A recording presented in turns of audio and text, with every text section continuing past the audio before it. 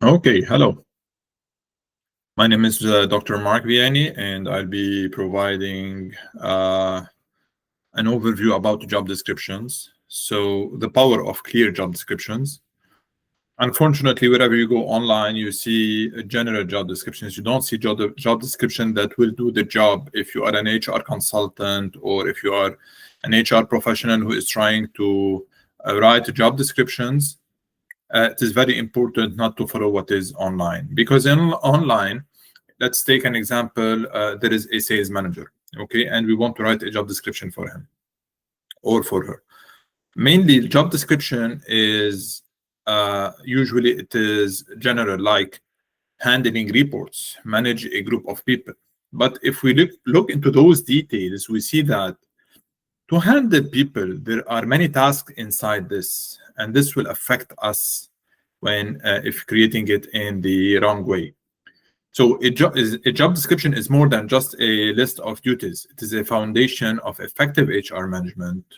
When job descriptions are not clear and concise, organizations often face major recruitment and performance challenges.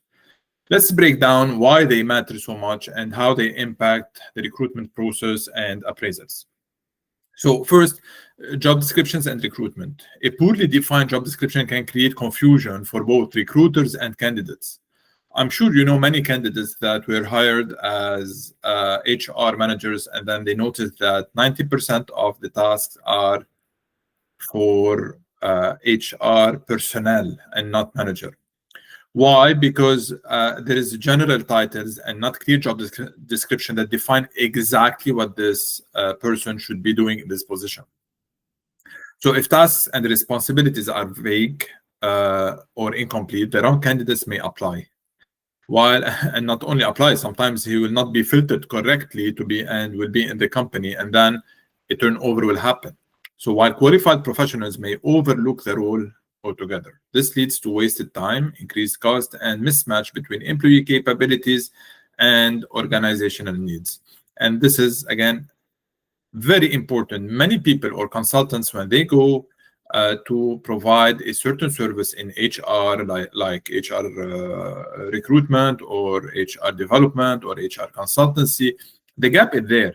So they don't start by developing a new yet concise or legit job description. What they start is by providing the recruitment service or the service that is required without looking back into how much important it is to have a clear job description.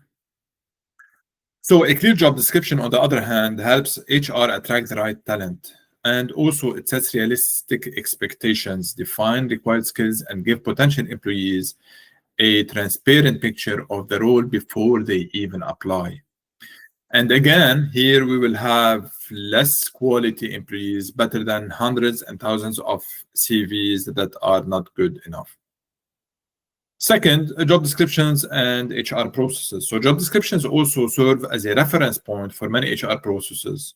So when we look at the job description, we check what works and what will not work. And we go into those small details to see, instead of having a task like handling sales, we should go into and write and break it down into smaller tasks to be able to define which task is done and which is not done.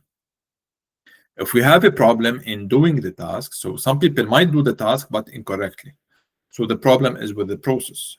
So what we do is we look at the job descriptions that are written correctly, and then we write a process for the task, for the clear tasks that are there and that people can follow. Or this is where we can start training people on a specific process based on their job description and on the tasks that they did not do in the job description. So job description and HR process, we design fair and competitive compensation structure, align job roles with organizational strategy.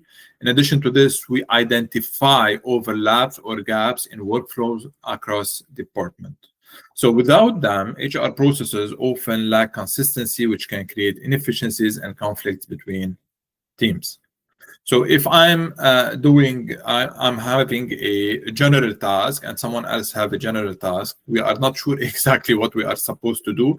So we might be doing the same task. And this is another problem that we should also discuss in the future of this training. So again, job descriptions and performance appraisal, how they are related. So usually we look at the job description, we see what are the tasks that are done and what are the tasks that they are not done. So if the task is not done, we should check why to help this person to do it.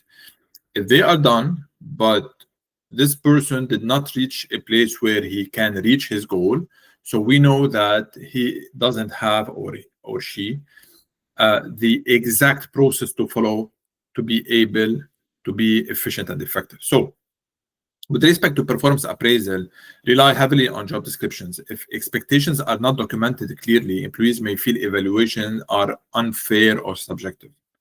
A strong job description provides a benchmark for assessing performance.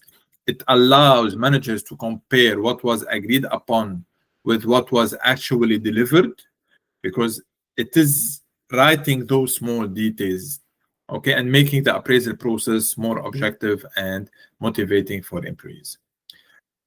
So again, I'll give you an example about this. Mainly, let's say I have to manage a group of salespeople, but managing in my old company was totally different from managing in my new company.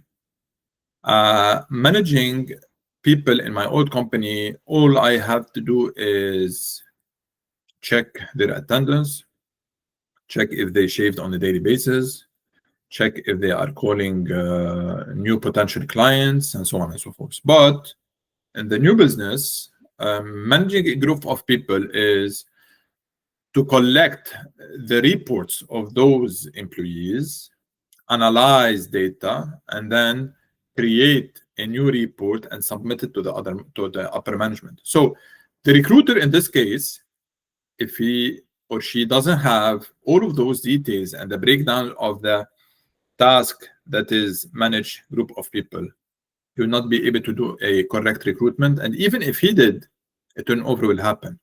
And this is why many companies are facing problems with turnover. And this is why they should be careful about starting any service before creating job descriptions. So job descriptions first, and then you move to other things. So the main question here is how to create a job description. When you approach a new company as an HR professional or HR consultant, first, what you should do is start by asking people what they do. So usually what I do, I tell people, okay, go and write down what you do, and let the tasks be clear and concise. So avoid big words like manage, handle, maintain. Don't do this. Right? Exactly. When you manage, you do what? I always ask this question. Okay, to maintain, you do what? To handle, you do what? To manage, you do what? When I ask myself this question, I'll be able to write down what is really going on with this person and what he is really doing. And of course, you might listen, or you might hear some people saying, okay, you are the consultant, you have to tell us what we should do. No. They should tell you what they are doing to build upon it. You cannot be like having a parachute drop down on those people to tell them exactly what they do, and even you don't know their skills. So what we usually do is we start with those people, what they are doing as a first step, and then we sit with those people, we discuss, we ask to elaborate or to break down some tasks that are not clear. And then we sit with their managers and ask what is required from those people.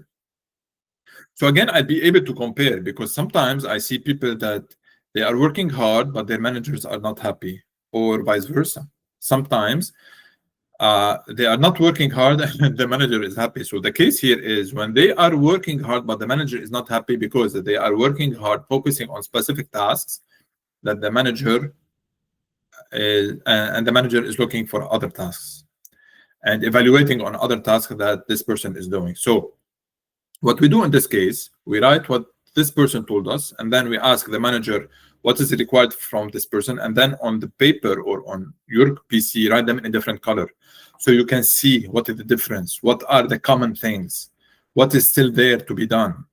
So after doing so, we go to a third level that we add many tasks that are not done. For example, I always see when I do development or consultancy for HR that many people, they don't insert like reports. they usually they don't send reports. So this is something really important to consider in each and every job description. So reporting is an essential part to be considered, and this is why it is very important to add few things that might enhance the job description.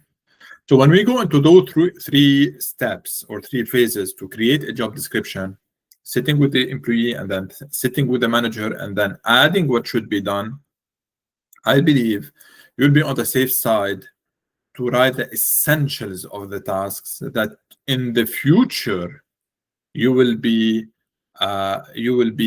building upon them, and this is something really important to consider. So job descriptions are the silent drivers of recruitment, of HR processes, and performance appraisal. That they lead at the end for performance appraisal. Of course, some people, we see a lot of also online, like he should increase sales. Okay, but increase sales should be in the KPIs and should be measured and so on and so forth.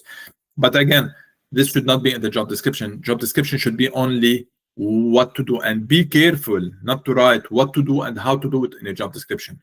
If there is a checklist, if there is a reference, write the task and refer it to a reference number or a checklist number, and then proceed. Don't write how to do it on a job description, simply write what to do.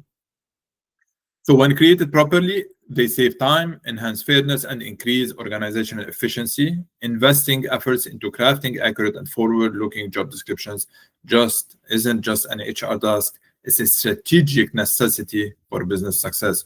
So what I want you to do for now is to focus. Whenever you go to a company, please don't answer questions. Even if you are a consultant, even if you are a manager, even if you are an HR professional, don't answer questions. Start with creating job descriptions. Start with creating the main task of each and every one to be able to manage better, to deliver better, and then to answer those questions asked in a better way, more efficient and more effective. Thank you so much. It was a short session about the job description by Dr. Marc Beainy. Have a great day, and thank you so much.